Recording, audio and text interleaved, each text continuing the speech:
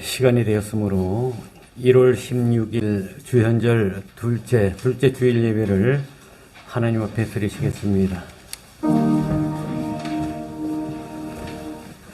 우리에게 향하신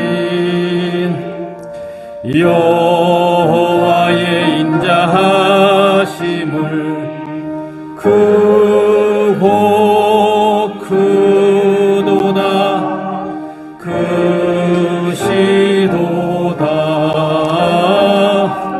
크고 크도다 크시도다.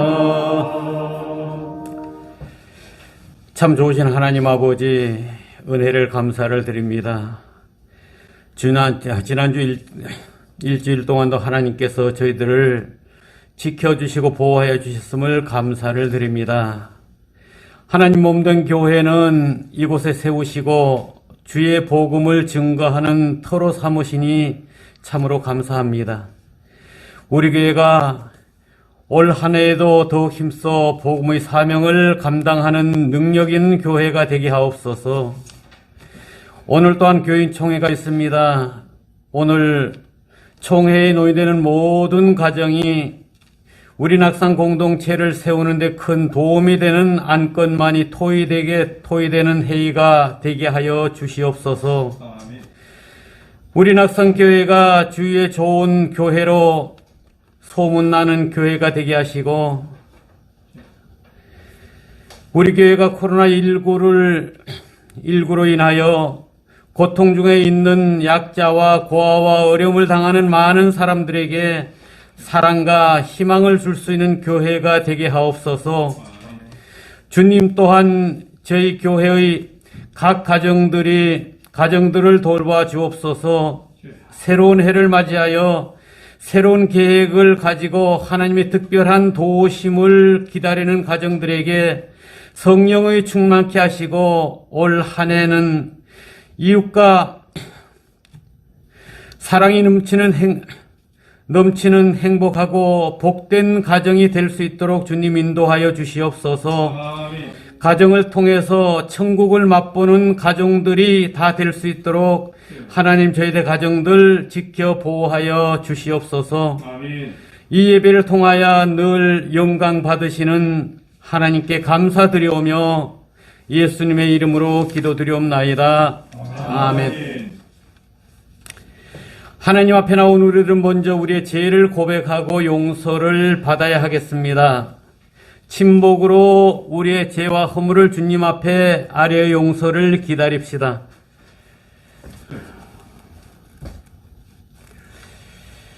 아버지 감사합니다.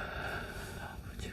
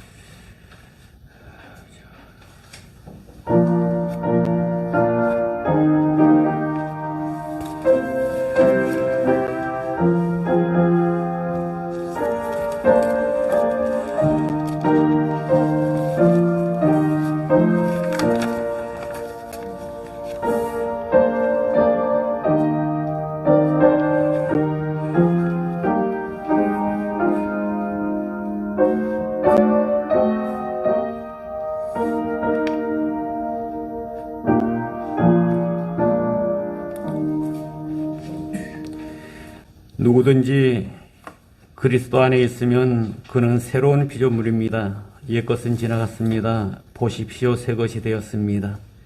이 말씀을 위하여 우리의 죄가 사함받고 새 삶이 주어졌음을 믿습니다. 아멘. 사도신조로 신앙 고백하시겠습니다. 전능하사 천지를 만드신 하나님 아버지를 내가 믿사오며 그 위아들 우주 예수 그를 믿사오니 이는 성령으로 잉태하사 동정녀 마리아에게 나시고 본디오 빌라도에게 고난을 받 십자가에 못 박혀 죽으시고 장사한 지 사흘 만에 죽은 자 가운데서 다시 살아나시며 하늘로 오르사 전능하신 하나님 우편에 앉아 계시다가 저로서 산 자와 죽은 자를 심판하러 오시리라. 성령을 믿사오며 불큰 공회와 성도가 서로 고통하는 것과 죄를 사하여 주시는 것과 몸이 다시 사는 것과 영원히 사는 것을 믿사옵나이다. 아멘. 예, 주현절 두 번째 성시교독 하시겠습니다. 내가 진심으로 주께 감사하며 신들 앞에서 주께 찬송하리이다. 내가 주의 성전을 향하여 예배하며 주의 인자심과 성실함으로 말미암아 주의 이름에 감사하오리니 이는 주께서 주의 말씀을 주의 모든 이름보다 높게 하셨습니다. 여호와의 세상의 모든 왕들이 주께 감사할 것은 그들이 주의 입의 말씀을 들으며오며 그들이 여호와의 도를 노래할 것은 여호와의 영광이 크심이니이다. 여호와께서는 높이 계셔서 낮은 자를 굽어 살피시며 멀리서도 교만한 자를 아시미니이다. 여호와께서 나를 위하여 보상해 주시리이다. 여호와여 주의 인자하심이 영원하오니 주의 손으로 지으신 모든 것을 보소서. 아멘. 예, 찬송가 14장 보시겠습니다.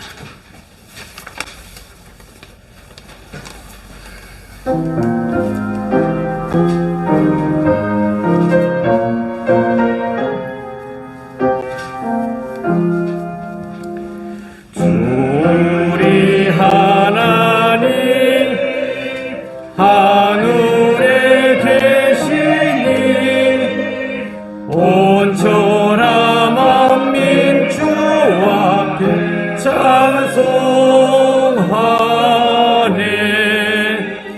이 천지 만물도 주 앞에 엎드려 그 거룩하신 이름을 높이네. 주 언약하신 것 끝까지 지키니 저 하늘나라 향하여 곧 가리라. 주 얼굴 배울 때 내 마음이 기쁘고 영원히 주의 영광을 찬양하리. 왕의 왕 되신 주 하늘에 계시니 이 세상에 구주 예수 저 천군 천사를 종이 하시고 서로 함께 영원히 늘 섬기네.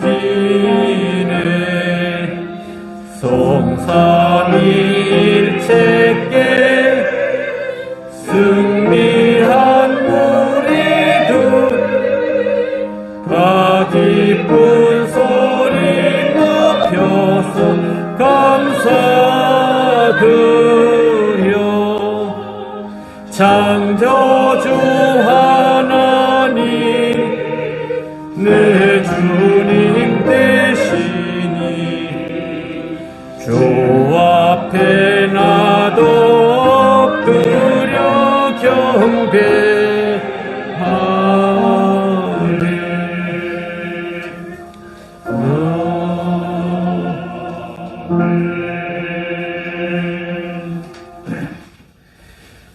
예, 이 시간에 예배를 위해서 이시재 선생님 나오셔서 기도해 주시고 이어서 위원장님 나오셔서 성경 봉독이 있은 후에 오 신실하신 주란 제목으로 성가대 찬양이 있은 후에 회복의 영성이란 제목으로 목사님 나오셔서 말씀 전해 주시겠습니다.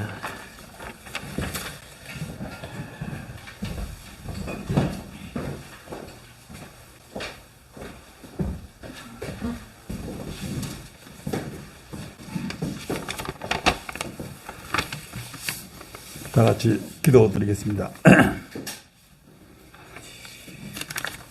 하나님, 지난 한 해 동안 코로나19로 모든 교회가 어려운 가운데 우리 낙산을 지켜주신 은혜 감사드립니다. 현재까지 교인 중에는 확진자가 없고 사정이 어려운 가운데 모두 건강하게 주님을 섬길 수 있어서 무엇보다도 감사드립니다. 금년 상반기에는 코로나19로부터 벗어나 정상적인 교회 활동이 가능할 수 있기를 기대하고 있습니다. 절기마다의 성찬식, 격주로 행해지는 공동식사, 교인 전체가 봄, 가을로 진행하는 야외 예배, 동네 어른들을 모시고 교제하는 꽃잔치, 그 밖에 소모임 등 할 수 있을 것으로 기대하고 있습니다. 낙산교회는 1984년 창립되어 머지않아 38주년을 맞이하고 있습니다. 낙산교회의 긴 역사에 비해 여전히 부족한 점도 많아 신도들도 별로 늘지 않고 있습니다. 그러나 저희들은 평신도교회, 교권주의의 타파, 복음 말씀에 따른 신앙을 지향하고 있는 아주 소수의 교회로서의 자부심과 확신을 견지하고 있습니다. 새해에는 이러한 낙산의 정체성을 사회에 널리 알려 좀 더 많은 기독교인들의 동참자들이 모여들기를 간절히 기원합니다. 오늘은 2021년도의 교회의 조직과 재정을 결산하고 2022년을 계획하는 교인총회가 있습니다. 교인 한 사람 한 사람이 모두 동등한 권리와 의무를 지니고 있는 낙산교회의 총회이니만큼 모든 교인들이 적극 참여하여 낙산교회의 새로운 한 해를 잘 준비할 수 있기를 간절히 비옵니다. 지난 한 해 동안 어려운 가운데서도 헌금과 출석 등 교인으로서의 의무를 다해 주신 낙산교회들을 크게 축복해 주시옵소서. 또 지난 한 해 동안 어려운 가운데서도 교회를 위해 봉사한 운영위원장을 비롯한 운영위원, 실행위원, 성가대 대원 등 교회의 여러 지체에 감사드리고 다양한 미디어를 사용하여 강단을 지키신 목사님, 주일학교를 책임지시는 사모님께 특별히 감사드립니다. 2022년에도 새로운 역할을 맡아주고 혹은 지속해서 같은 역할을 이어나갈 여러 일꾼들에게 하나님의 축복이 있기를 기원합니다. 금년에는 코로나19로 인해 세상이 어떻게 변할지 알 수 없으나 대통령 선거라는 큰 정치적인 이벤트가 있습니다. 주변 국가의 불안 정성도 여전히 우리의 삶을 위협하고 있는 가운데 국내외의 정치, 경제 상황이 이 지역의 평화와 안정을 위협하지 않도록 간절히 기원합니다. 이럴 때일수록 우리는 기독교인으로서 정체성을 견지하고 세상의 빛과 소금으로서 역할을 조금이라도 할 수 있기를 바랍니다. 오늘 설교를 해주시는 목사님을 축복하시어 우리 모두가 은혜 받고 감동받는 예배의 시간이 되기를 간절히 비웁니다.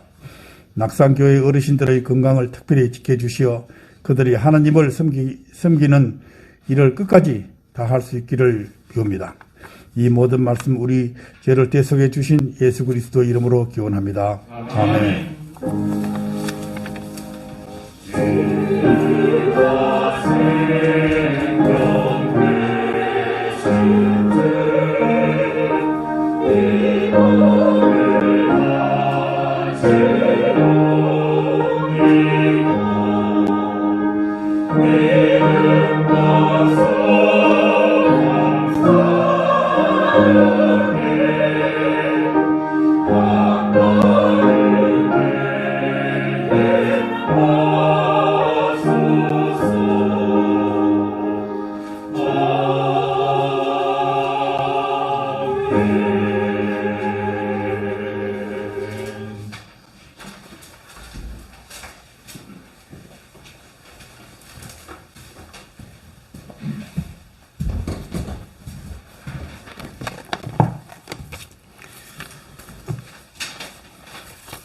오늘 우리에게 주시는 하나님의 말씀은 구약성서 시편 37편 23절로 24절, 잠언 24장 16절, 신약성서 고린도후서 4장 7절로 9절 말씀입니다.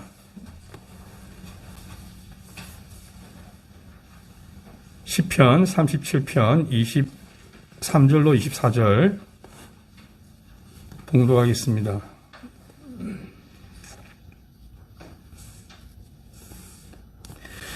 우리가 걷는 길이 주께서 기뻐하시는 길이면 우리의 발걸음을 주께서 지켜주시고 어쩌다 비틀거려도 주께서 우리의 손을 잡아주시니 넘어지지 않는다.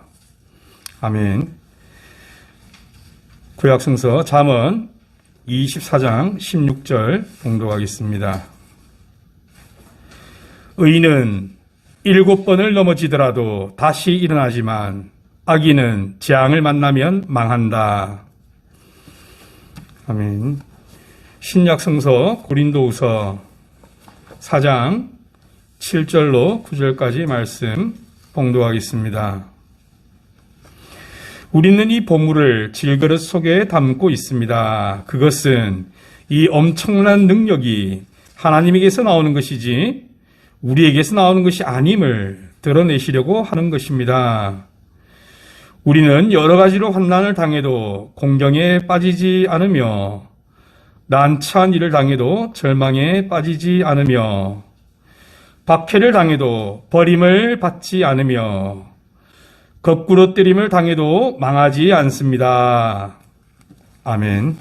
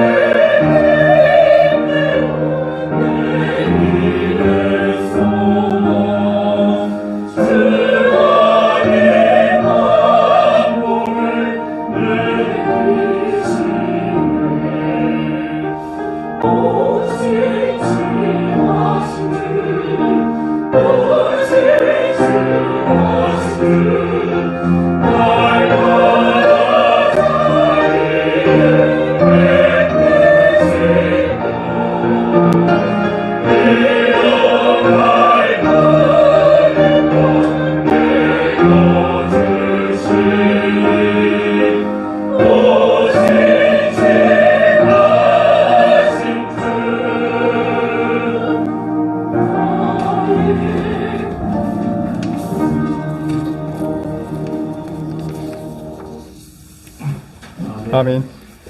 성가대 찬양 감사드립니다. 오늘 이 자리에는 우리 함께 우리 예배 온 친구가 있는데 학생 우리 정대일 교우님의 두 자제분인 일화 있습니다. 아마 위쪽에 함께 교회학교에서 예배 드린 것 같아요. 같은 중학교 올해 다니게 됐다고 합니다. 1학년, 3학년 이렇게 돼요. 우리 주님의 지혜가 우리 두 자제분 일화, 이루에게 함께하길 이렇게 기원합니다. 여러분께서 함께 학업생활 잘할 수 있도록 기도해 주시면 감사하겠습니다. 자, 오늘은 주연절 둘째 주일입니다. 그래서 회복의 영성이라는 제목으로 말씀 함께 나누겠습니다. 영어 단어 가운데 resilience라는 말이 있습니다. 오늘 설교 제목에도 이 단어가 들어가 있습니다. 우리말로는 회복 탄력성이라는 말로 이렇게 풀이되고 있습니다. 회복 탄력성은 원래 이 제자리로 되돌아오는 반동력이라고 할 수 있습니다. 마치 손으로 꽉 누른 그 스프링에서 손을 떼면 튀어 올라서 제자리로 돌아오는 것처럼 그런 것을 의미하는 단어이죠. 하지만 단순히 원상태로 되돌아오는 것만을 의미하지는 않습니다. 외부의 도전을 견디고 회복하는 것뿐만 아니라 필요에 따라서는 변하는 환경에 적응하는 능력도 포함을 하고 있습니다. 그래서 보다 적극적이고 창조적인 역량이라고 표현할 수 있습니다. 보통 사람들이 예상치 않은 고난과 역경을 만날 때 보이는 현상들이 있다고 합니다. 대략 5가지 이러한 표현 반응을 정리할 수 있습니다. 첫째가 도피형입니다. 자신에게 닥치는 상황에서 도망치는 그런 부류가 있죠. 둘째는 절망형입니다. 그 역경에 대해서 대처할 줄 모른 채 자포자기하는 것입니다. 셋째는 책임 전가형입니다.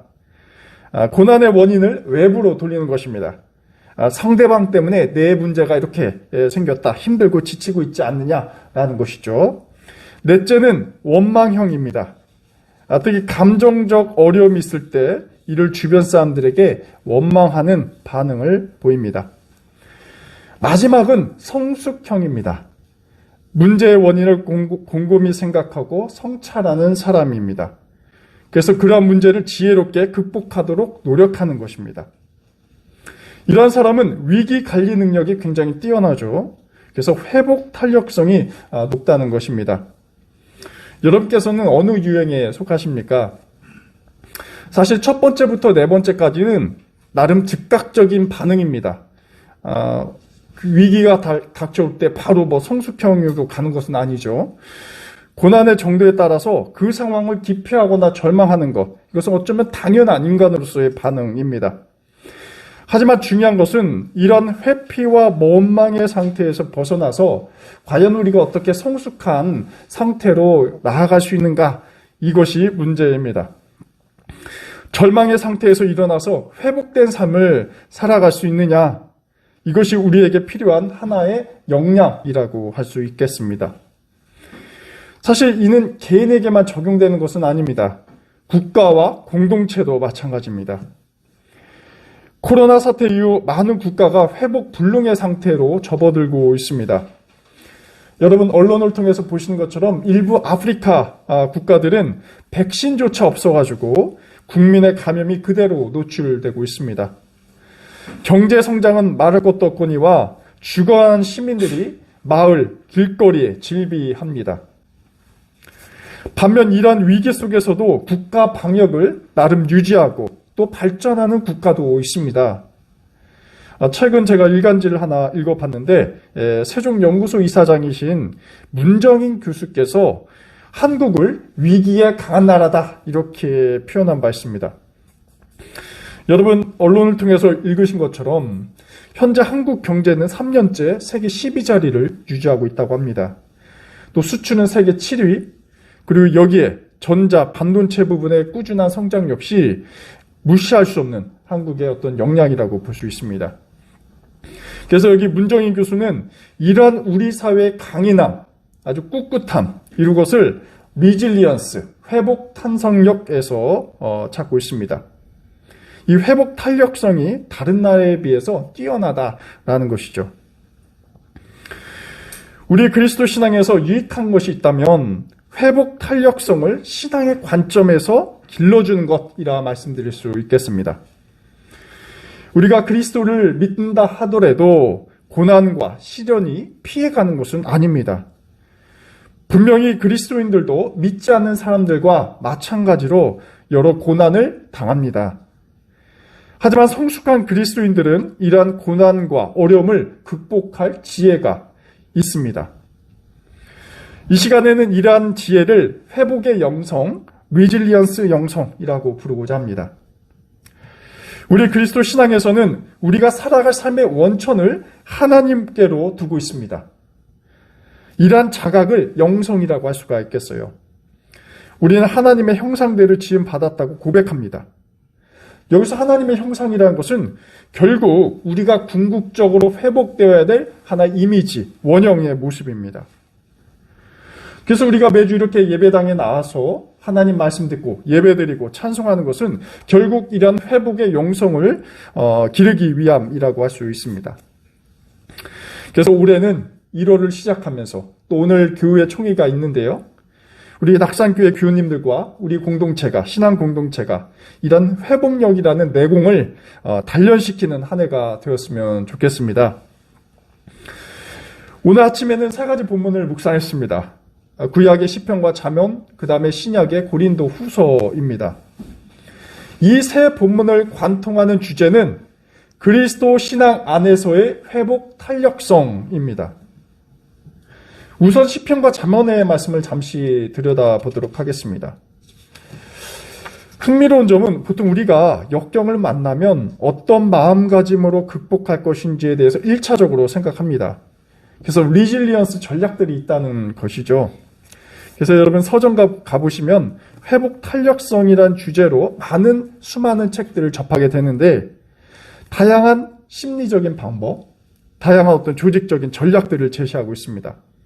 가령 불안을 극복하는 방법이라든지 아니면 긍정적인 사고방식을 개발하는 전략이라든지 아니면 어떻게 하면 행복을 증진시키고 인간관계를 원활하게 할 것인지 이런 것이 그 한 사례들입니다.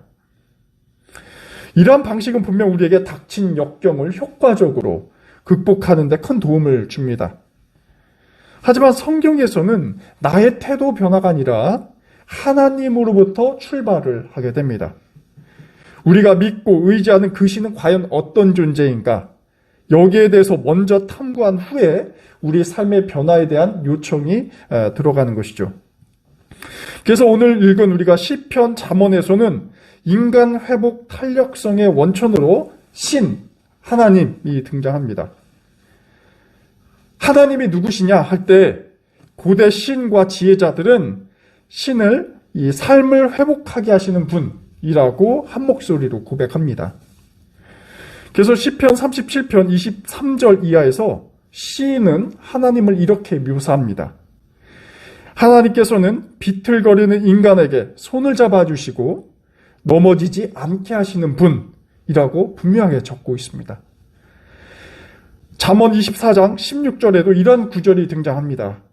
의인은 7번 넘어져도 다시 일어나지만 악인은 재앙을 만나면 망한다. 이런 구절입니다. 이 두 구절 모두 우리가 역경을 만날 때 그 자리에 머물지 말라는 것과 또 하나님께서는 그러한 상태를 머물도록 허용치 않으신다라는 사실을 전하고 있습니다. 시편의 저자 다윗이 이 시를 고백할 그 당시 상황은 악인이 번영하고 있던 상황이었습니다. 이스라엘 사회에서 악인이 득세하고 의인이 좌절하는 상황 속에서 비롯하는 정의 없음을 목격한 것입니다. 하지만 그럼에도 불구하고 다윗은 이렇게 고백하고 있습니다. 외견상 악인들이 승승장구한 것처럼 보이지만 그것은 일시적이다라는 것입니다. 다윗은 자신의 오랜 경험을 토대로 해서 젊은 세대들에게 회복하게 하시는 하나님을 믿으라, 신뢰하라 전합니다. 우리가 걷는 이 길이 주님께서 기뻐하시는 길이라면 그분께서 우리의 손을 잡아주시고 일으켜 세우신다 라는 것입니다.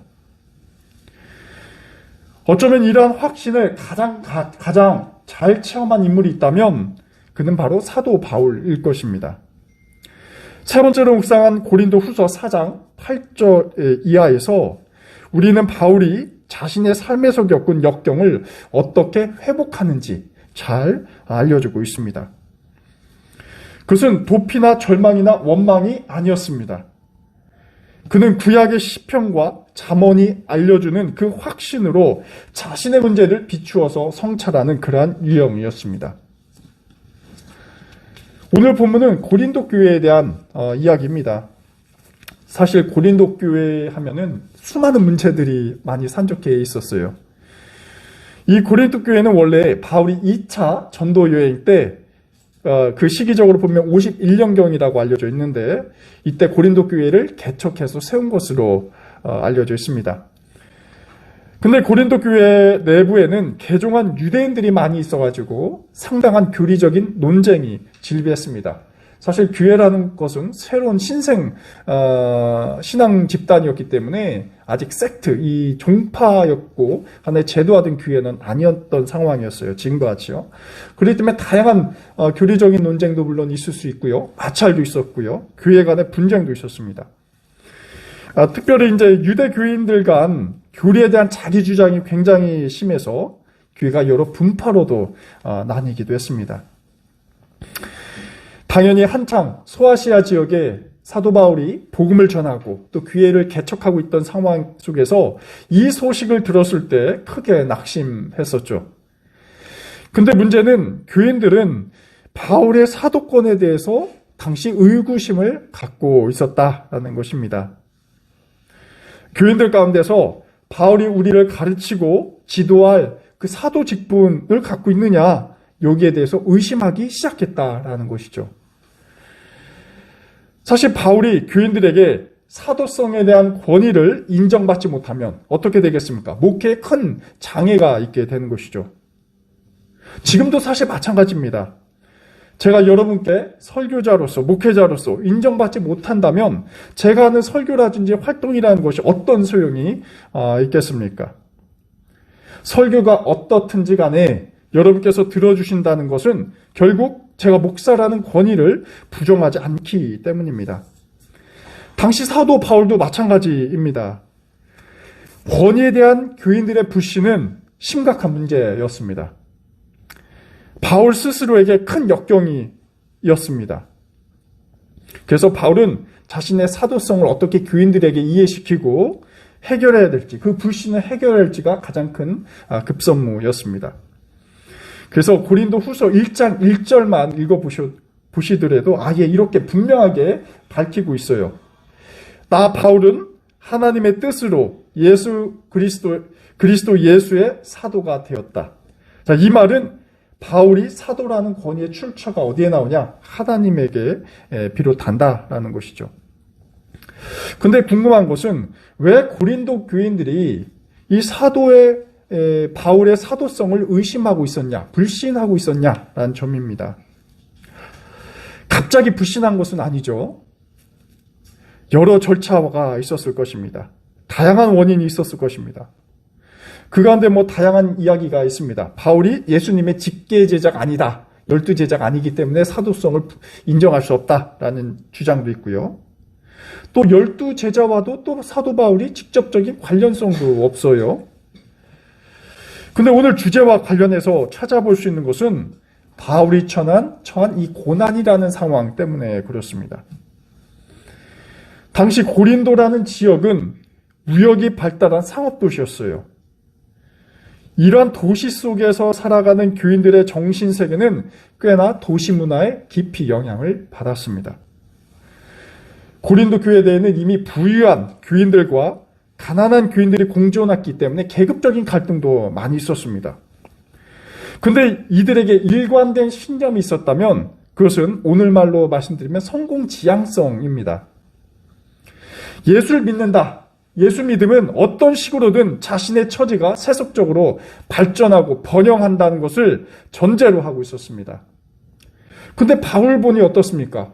전혀 그렇지 않았습니다. 그들이 보기에 바울의 삶은 성공의 삶이 아니라 고난으로 가득 차 있었습니다. 교인들에게 이것은 모순이었습니다. 이는 사실 바울조차도 고백하고 있는 부분입니다. 고린도 후서 1장 후반절 보면은 바울이 아시아 지방에서 복음을 전할 때 당했던 그 수많은 어려움들에 대해서 소망이 없다 이렇게 밝히기까지 합니다. 심지어 마음속에 사망 선고를 받을 만큼 심적으로 굉장히 디프레스된 우울한 지경이었다 고백합니다. 여러분 이뿐만이겠습니까? 바울은 옥에 갇히고 또 유대인으로부터 구탈당해서 죽을 뻔한 적도 여러 번 있었습니다. 이러한 상황 속에서 어쩌면 세련된 지식과 남다른 부를 축적한 고린도 교인들에게 바울의 처지는 소위 은혜가 되지 않았습니다. 이는 교회 내 가난한 자들에게도 더욱더 암울한 것이기도 했습니다. 왜냐하면 바울이 성공한 모습을 보여줘야 자기들도 희망을 갖고 신앙생활을 가질 텐데 그렇지 않았다라는 것이죠. 당연히 바울의 사도성을 불신할 수밖에 없었던 상황입니다. 고린도 교인들은 바울이 진정한 사도였다면 그렇게 심각한 고난을 당할 리가 없다 판단한 것입니다. 하지만 바울은 이러한 불신 속에서도 놀라운 회복 탄력성을 보여주게 됩니다. 8절에 이렇게 고백합니다. 우리는 사방으로 쥐어들어도 움츠러들지 않는다. 답답한 일을 당해도 낙심하지 않는다. 박해를 당해도 버림받지 않는다. 거꾸로 트림을 당해도 망하지 않는다. 바울은 자신이 당한 고난을 인정합니다. 또한 그 고난을 가볍게 여기지도 않습니다. 자신이 그 고난을 충분히 극복할 의지가 있고 또 자신만만해 하지도 않습니다. 또 자신의 그 고난을 누군가에게 전가시키지 않습니다. 하나님께 원망도 하지 않습니다. 오히려 그 반대입니다. 바울은 움츠러들지 않고 낙심하지 않고 버림받지 않고 또 망하지 않는다 이렇게 선언합니다. 과연 이러한 회복의 능력이 어디서 나오는가 그것이 굉장히 중요합니다.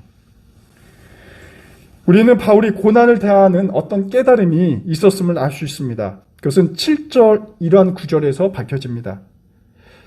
이 엄청난 능력은 하나님에게서 나는 것이지 우리에게서 나는 것이 아닙니다. 바울은 자기 자신의 고난에 집중한 것이 아니라 이 고난을 극복할 수 있는 원천에 집중했습니다. 바로 그것이 하나님임을 깨닫게 된 것입니다. 이러한 고백은 당시 고린도 교인들의 질문에 대해서 타당한 답변을 제공합니다. 정말 바울이 하나님의 사도라면 왜 이리 고난을 당하는가에 대한 답변입니다. 기독교 영성을 고난을 피하고 성공을 위한 길이 아니다라는 것입니다.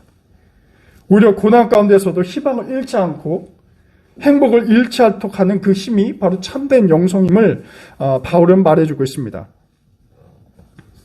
결국 시편과 잠언에서 언급된 것처럼 인간을 회복하게 하시는 그 원천인 하나님께서 인간의 손을 잡아주시고 또 넘어지지 않게 하신다는 그 지혜가 바울에는 깊게 뿌리내리고 있습니다. 그래서 당대 헬라 철학에서 제공할 수 없는 굉장히 독특한 점이고 또 기독교만의 고유한 신앙이라고 할 수 있습니다. 우리가 신앙 공동체 안에 있다고 해서 그 교인이 고난을 지혜롭게 극복한 것은 아닙니다. 고린도 교인들은 신앙 공동체 안에 있었지만 이들은 세상의 가치에 압도당했습니다. 세속적 영성을 통해서 자신의 문제, 신앙의 문제를 해결하고자 했습니다. 하지만 이것이 문제였습니다. 이러한 그릇된 영성과 자기지식은 도리어 교회를 분열시켰습니다. 또 바울의 사도성, 권위도 흔들었습니다. 하지만 바울은 고난을 회복하게 하신 하나님의 정체를 고린도 교인들에게 각인시켜 줌으로써 신앙 공동체를 회복하게 하는 기회를 갖게 됩니다. 신앙을 자신들의 성공에 어떤 도움이 되느냐, 도움이 되지 않느냐, 어쩌면 이러한 실용주의적 태도를 지닌 교인들에게 바울의 이러한 권면은 큰 도전이 되었을 것입니다. 하지만 바울의 권면은 세상의 위협에 자포자기하고 또 도피하려 하고 그렇게 한 교인들에게 새로운 영적인 통찰을 하도록 이끌었을 것입니다. 우리가 새해를 시작하면서 앞으로 많은 변화가 있을 수 있습니다. 코로나 상황도 그렇고 다양한 경제적 위기도 있을 수 있겠고요. 삶의 다양한 변화도 있을 것입니다. 과연 이럴 때 우리는 무엇을 바라보아야 하는가 한번 생각을 해봅니다.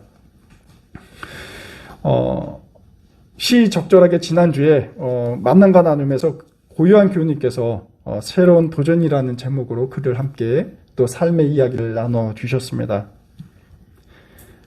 10년 이상 해온 업무를 마치고 이제는 도서 제작이라는 새로운 업무를 시작하는 과정입니다. 이러한 변화는 어쩌면 큰 도전이고 스트레스입니다. 기존에 익숙했던 것, 그런 일들과 결별하고 새롭게 이제 하는 업무에 대해 적응해야 합니다. 또 중견 실무자로서 담당해야 할 책임도 굉장히 크리라 생각이 듭니다. 하지만 주님께서 주시는 지혜와 회복의 영성, 바로 이러한 가치관 속에서 우리의 삶을 새롭게 조명하고 또 적응할 뿐만 아니라 창조적으로 새로 주어진 업무를 발전시킬 수 있으리라 봅니다. 이것은 우리 고요한 교우님뿐만 아니라 단 교우님도 마찬가지라 생각이 듭니다. 한 해 다가올 역경을 희망으로 변화시켜줄 하나님을 확신하며 복된 결실이 우리 낙산 교우님들께 함께하길 기원합니다. 제가 바울의 고린도 후서 1장 5절 말씀을 여러분께 읽어드리고 설교를 마무리하도록 하겠습니다. 그리스도의 고난이 우리에게 넘치는 것과 같이 그리스도로 말미암아 우리의 위로도 또한 넘칩니다. 기도하겠습니다. 하나님, 새해를 맞이하며 마음의 결단과 새로운 다짐을 합니다. 하지만 저희는 세상에서 밀려오는 여러 고난과 시련으로 인해 자포자기할 때가 많이 있습니다. 하지만 저희가 주님 곁에 있을 때 가장 안전하고 가장 위로받고 또 당신을 통해 회복할 수 있는 능력을 얻게 됨을 깨닫습니다. 주님, 저희가 살아가는 삶 속에서 고난과 역경을 대하는 태도를 새롭게 하시고 당신의 섭리를 깊이 느끼며 새 힘을 얻게 하옵소서. 예수 그리스도의 이름으로 기도드립니다. 아멘.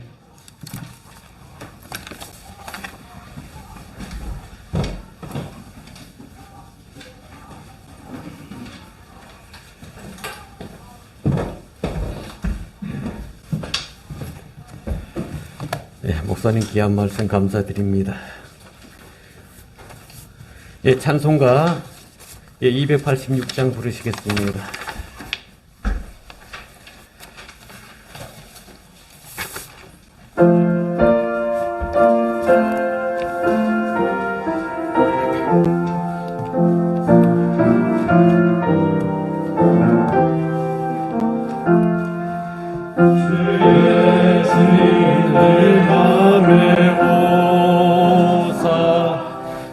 붙들어 주시고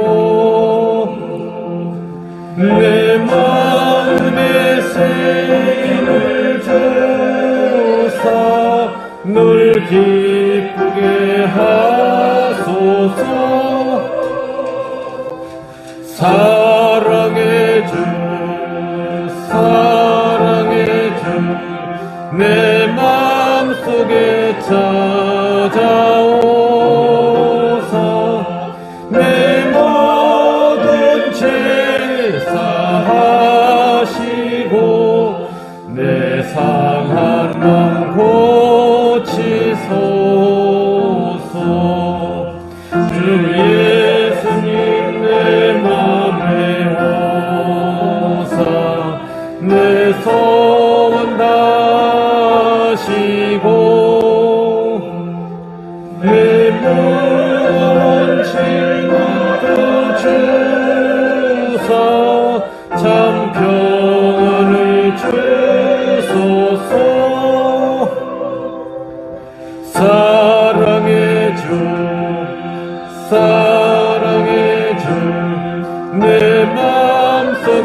찾아오사 내 마음 질사하시고 내 삶을 고치소서. 주 예수님 내 맘에 오사 날 정결케 하시고 그 은혜를 내 맘에 채워 늘 주목케 하소서. 사랑의 주 사랑의 주 내 맘속에 찾아오사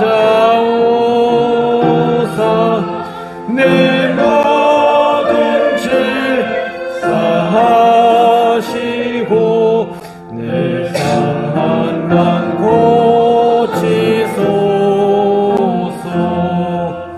주 예수님 내 맘에 오사 내 길 인도하시고 주 성령을 내 맘에 채워 널 충만케 하소서. 사랑의 주 사랑의 주 내 맘속에 찾아오셔 내 삶을 제사하시고 내 상한 맘 고치소서.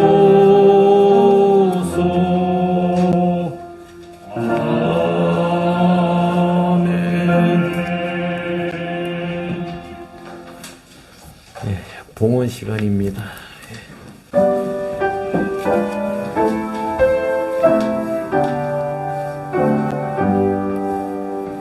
나의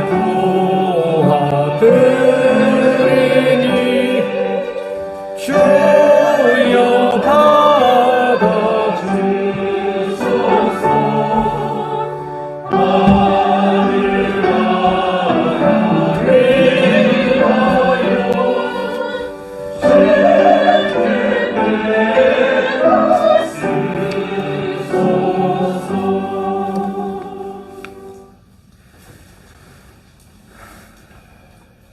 겨울 한파가 기승을 부리는 날씨에도 우리 낙산 교우들을 한자리에 모여서 예배하게 하심을 감사드립니다. 우리의 예배 가운데 하나님 함께 하시고 우리가 하나님으로 기뻐하는 예배자가 되기를 소망합니다. 우리의 드려진 예물이 귀한 곳에 쓰여지기를 원합니다. 또한 한 해를 정리하고 새해를 준비하는 교우총회가 있습니다. 지난 몇 해 동안은 코로나로 많은 일들을 하지 못하였지만 올해는 코로나가 종식되어 우리 낙산교회가 손발을 사용하여 공동체와 지역사회를 위해 애쓰기를 원합니다. 전염력 강한 질병으로 우리의 관계가 멀어져서 신앙마저 둔해지지 않았는지 돌아봅니다.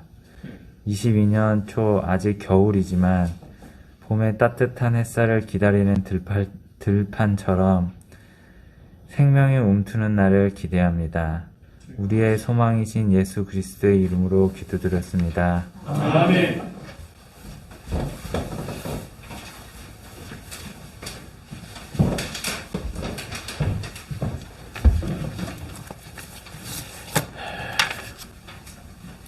결단의 기도 드리시겠습니다. 하나님, 저희가 사는 세상의 당신의 회복을 기다립니다. 저희 공동체는 코로나의 온전한 회복의 간절히 갑니다. 좌절과 절망 그리고 불안 속에 있는 저희들의 모습에 새로운 희망의 빛으로 인도하옵소서. 다가올 역경으로 두려워할 것이 아니라 주님께서 주시는 회복력으로 저희의 곤경을 지혜롭게 극복하게 하옵소서. 예수 그리스도 이름으로 기도드립니다. 아멘.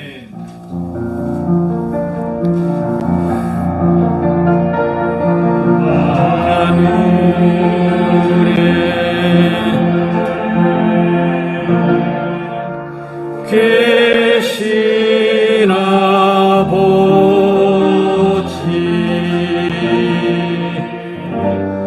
이름 거룩하사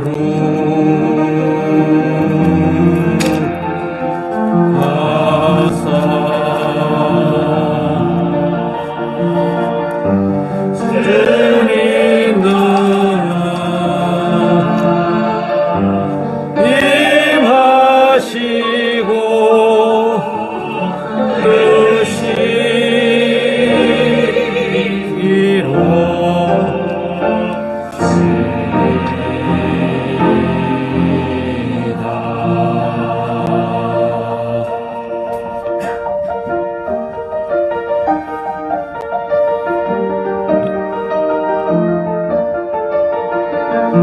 일용할 양식 주시고 우리들의 근죄 다 용서하옵시고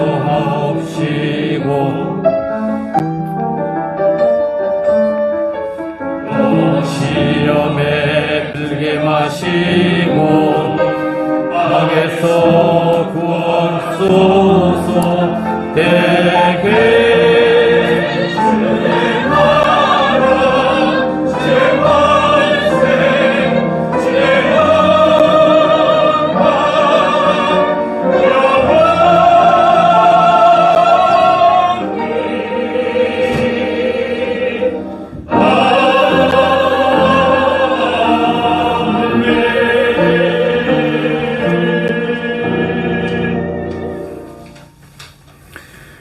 성부, 성자, 성령, 삼일차 하나님의 인도하심이 저희 앞에 주어진 삶의 문제를 당신 안에서 성찰하고 또 좌절하고 두려워하는 것이 아니라 새로운 도전으로 인식하며 당신께서 주시는 삶의 지혜를 통해 창조적인 삶을 개척해 나가길 원하는 낙산교회 모든 성도들 위해 늘 함께 하시길 간절히 축원하옵나이다.